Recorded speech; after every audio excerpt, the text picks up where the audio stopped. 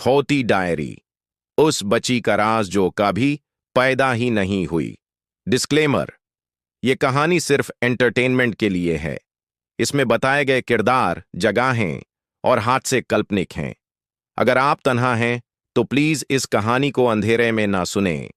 कुछ कहानियां लिखी नहीं जाती, वो खुद किसी की जिंदगी में लिखी जाती हैं, और जब लिखने वाला कोई जिंदा शख्स ना हो तो वो कहानी मौत बन जाती है। यह कहानी है रिमशा की, जो एक छोटी लाइब्रेरी में अपनी मां के साथ रहती थी। रिमशा की मां वहां लाइब्रेरियन थी और लाइब्रेरी में अक्सर पुरानी किताबें मिलती थी जिन्हें लोग कब का छोड़ चुके थे। एक दिन रिमशा को एक शेल्फ के कोने में मिली एक छोटी सी डायरी। कवर पे कोई नाम नहीं, बस एक स्केच बना हुआ था, एक मुस्कुराती बच्ची का, लेकिन उसके आंखों में खून था। रिमशा पजल्ड, अम्मी, ये डायरी किसकी है?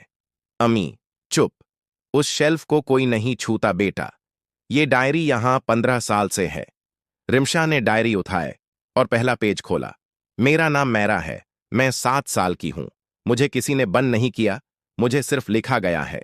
रिमशा हंसी, समझी कोई चाइल्डिश इमेजिनेशन है। लेकिन जब उसने दूसरा पेज पढ़ा, उसमें उसकी मां का नाम था। आंटी शाबाना अच्छी हैं, उनके पास पुरानी किताबें हैं, मैं उनको हर दिन देखती हूं जब वो सो जाती हैं। रिमशा ने डायरी अपने फ्रेंड मेहरीन को दिखाई। मेहरीन, ये क्या मजाक है? ये तो जैसे किसी ने तुम्हारे घर के अंदर से लिखा हो। उसी रात मेहरीन अपने घर गई और सुबह तक उसका फोन बैंड हो गया। अगली सुबह मेहरीन की मां पुलिस स्टेशन गई। रिपोर्ट, मेहरीन अपने बेड पे थी, पर उसका चेहरा उल्टा था और आंखें खुली हुई थी, पर जिंदा नहीं थी। पुलिस को डायरी मिली जिसमें मेहरीन का नाम लिखा था। मेहरीन ने मेरा मजाक उड़ाया, अब उसे नींद नहीं आएगी, कभी भी नहीं। इंस्पेक्टर डेनिश ने डायरी जब एविडेंस में रखने की कोशिश की तो उसका फोन ब्लास्ट हो गया और डायरी वापस लाइब्रेरी के शेल्फ में मिल गई। रिमशा ने डिसाइड किया कि डायरी का आखिरी पेज पढ़ेगी, लेकिन आखिरी पेज ब्लैंक था। उसने लिखा, तुम कौन हो? और उसी वक्त डायरी खुद लिखने लगी, मैं वो हूं जो पैदा नहीं हुई, मैं लिखी गई तुमसे, तुम्हारी मां से 22 साल पहले। रिमशा शॉक्ड, मैं? कैसे? ये क्या मतलब है? उसकी मां ने सच बताया, 22 साल पहले मैंने एक अबॉर्शन करवाया था। एक छोटी बच्ची थी, लेकिन मैं तैयार नहीं थी।